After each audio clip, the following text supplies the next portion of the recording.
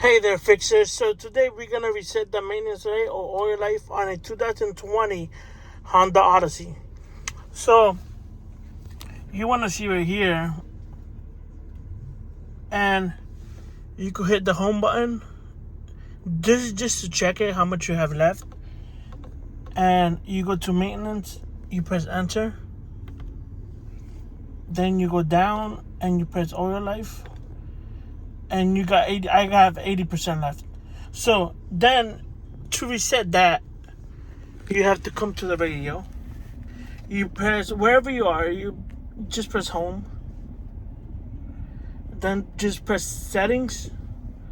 And then you're gonna go to where it says vehicle. Then you're gonna scroll down right here where it says maintenance information and just reset everything. Reset all.